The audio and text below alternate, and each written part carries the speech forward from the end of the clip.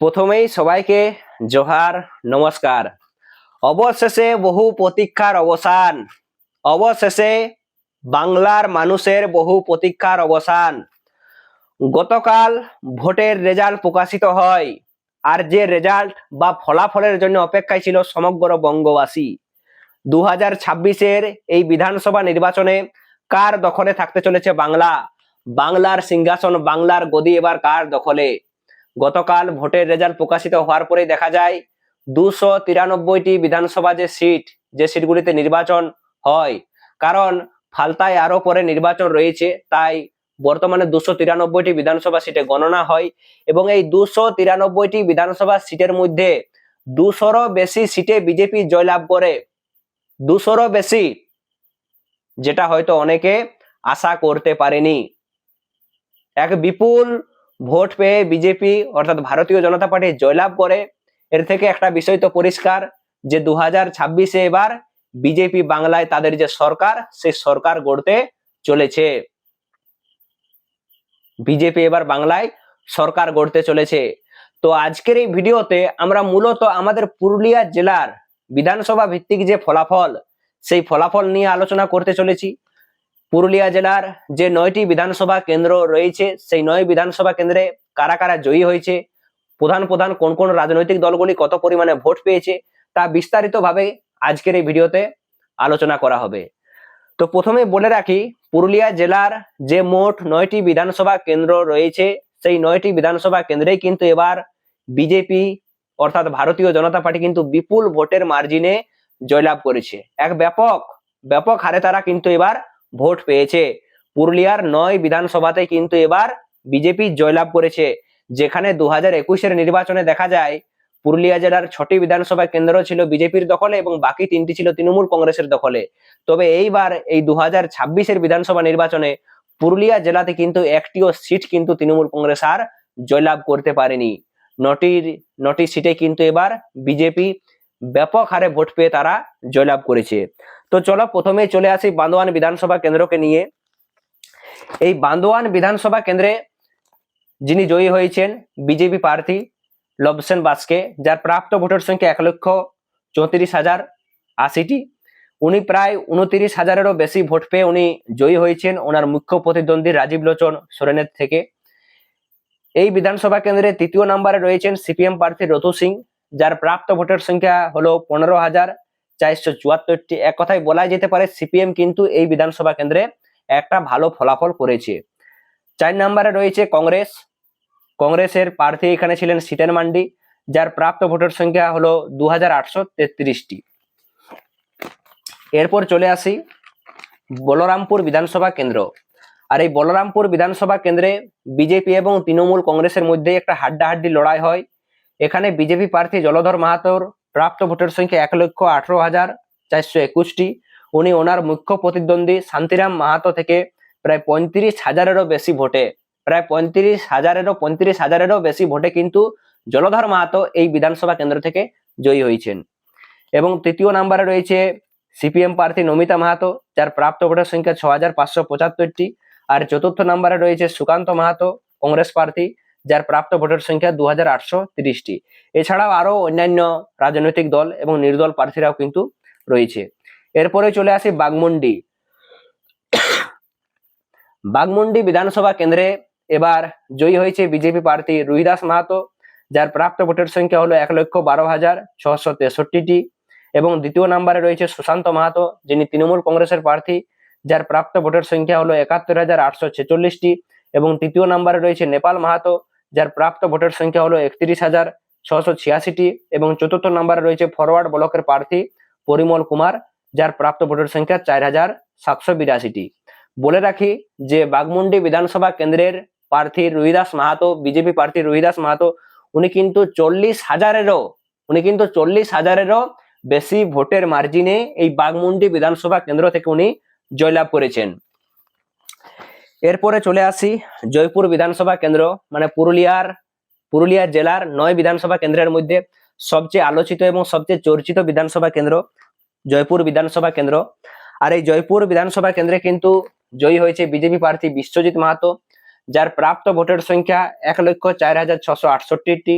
এবং ওনার মুখ্য প্রতিদ্বন্দ্বী ছিলেন তৃণমূল কংগ্রেস প্রার্থী অর্জুন মাহাতো, যার প্রাপ্ত ভোটের সংখ্যা ছিল ৮২,৮৫০টি।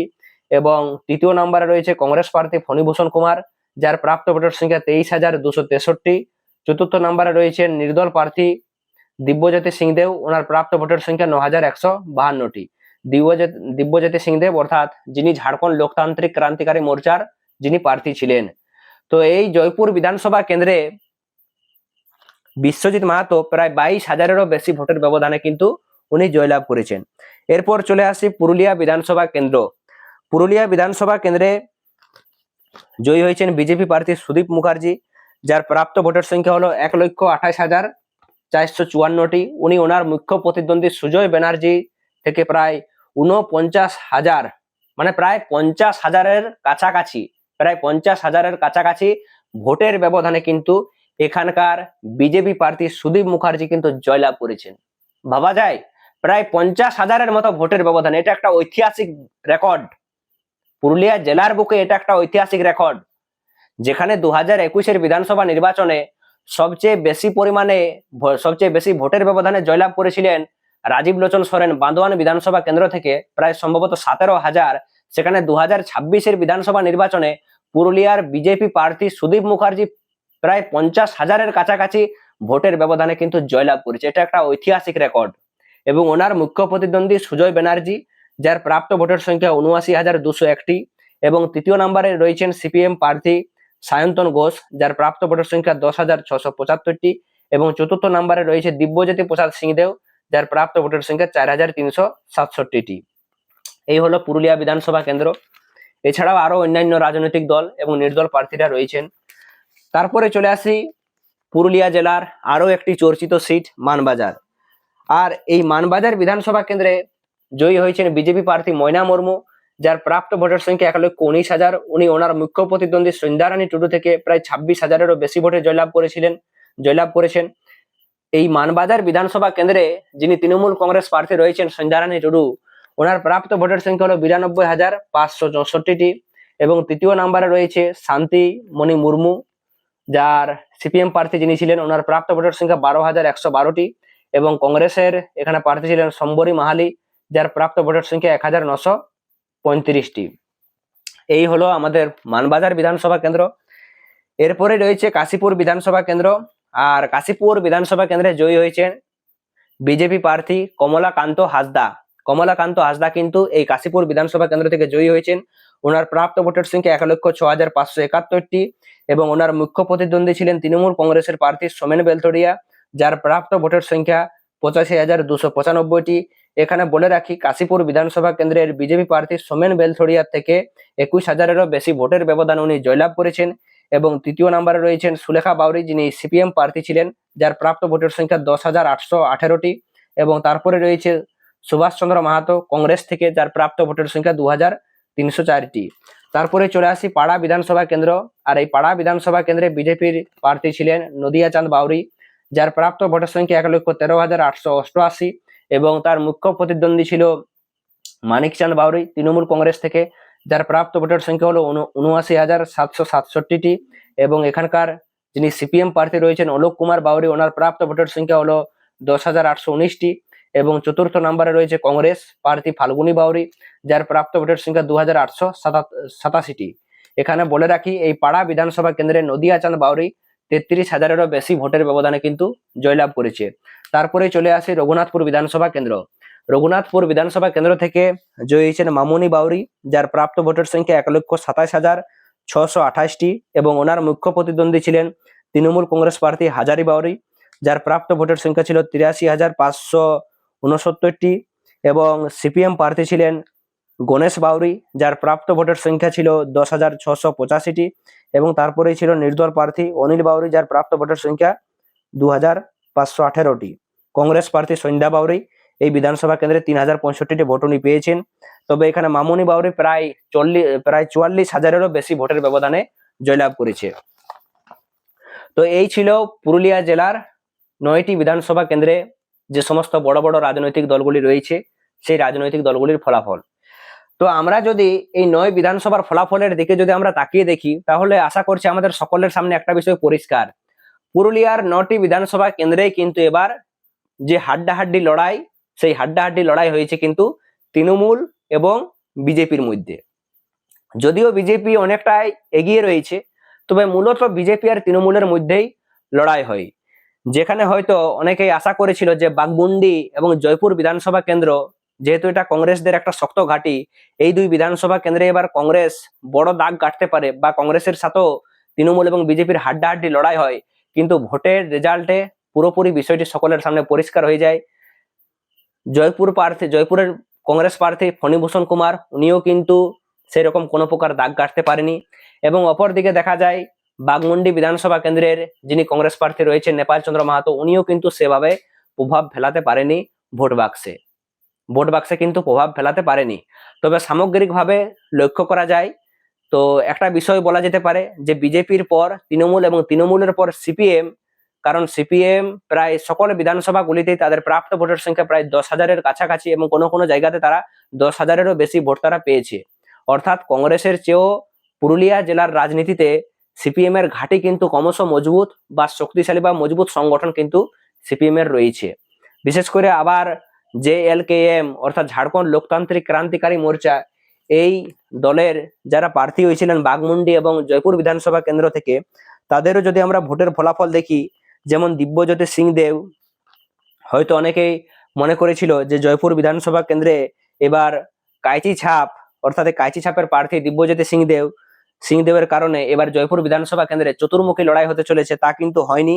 এখানে JLKM এর প্রাপ্ত ভোটের সংখ্যা দাঁড়ায় 9,152টি। তারপরে চলে আসি বাঘমুন্ডি বিধানসভা কেন্দ্র। এখানে বাঘমুন্ডি বিধানসভা কেন্দ্রের যিনি প্রার্থী হয়েছিলেন JLKM থেকে মনোজ কুমার মাহাতো, উনিও কিন্তু খুব একটা ভোট পাননি। ওনার প্রাপ্ত ভোটের সংখ্যা ছিল 1,757টি। অর্থাৎ যেটা একটা আশঙ্কা তৈরি হয়েছিল যে এই 2026-এর বিধানসভা নির্বাচনে ঝাড়খণ্ড লোকতান্ত্রিক ক্রান্তিকারী মোর্চা পুরুলিয়ার রাজনীতিতে একটা বড় প্রভাব ফেলাতে চলেছে, তা কিন্তু একেবারে সম্ভব হয়নি। একমাত্র জয়পুর বিধানসভা কেন্দ্র যেখানে তারা মোটামুটি 9,000-এর মতো তারা ভোট পেয়েছে, আর বাঘমুন্ডি বিধানসভা কেন্দ্রে তারা 1,757-এর মতো ভোট তারা পেয়েছে। তো সামগ্রিকভাবে একটা বিষয় পরিষ্কার যে এই পুরুলিয়া জেলার রাজনীতিতে মূলত যে দুটি দলের মধ্যেই আমরা হাড্ডাহাড্ডি লড়াই বা টক্কর দেখতে পাই, তা একদিকে বিজেপি এবং অপরদিকে তৃণমূল। এবং সবচেয়ে বেশি যে বিধানসভা কেন্দ্রে সবচেয়ে বেশি যে ভোটের মার্জিনে বিজেপি জয়লাভ করে, তা হলো পুরুলিয়া। প্রায় 49,000-এরও বেশি ভোটে এখানকার বিজেপি প্রার্থী সুদীপ কুমার মুখার্জি জয়লাভ করে। এবং সবচেয়ে যদি কম ভোটের ব্যবধানে বলা যায়, তাহলে দেখা যায় কাশীপুর বিধানসভা কেন্দ্রের যিনি বিজেপি প্রার্থী রয়েছেন কমলাকান্ত হাসদা, উনি সবচেয়ে কম ভোটের ব্যবধানে জয়লাভ করেছেন। এখানে উনি প্রায় 21,000-এর মতন ভোটের ব্যবধানে কিন্তু উনি এই বিধানসভা কেন্দ্র থেকে জয়লাভ করেছেন। তো এই ছিল পুরুলিয়া জেলার 9 বিধানসভা কেন্দ্রের ফলাফল। কোন রাজনৈতিক দলের মধ্যে হাড্ডাহাড্ডি লড়াই হয়, কে কত পরিমাণে ভোট পেয়েছে। তো আরো কারো কিছু জানার থাকলে অবশ্যই কিন্তু তোমরা নিচে কমেন্ট বক্সে কমেন্ট করে জানাবে। অন্যান্য কোন জেলার বিধানসভা ভিত্তিক ফলাফল তোমরা জানতে চাও, অবশ্যই তা কিন্তু তোমরা নিচে কমেন্ট বক্সে কমেন্ট করে লিখে জানাবে। ততক্ষণ অবধি সবাইকে জোহার, নমস্কার জানিয়ে আজকের মতো ভিডিওটি এখানেই সমাপ্ত করছি।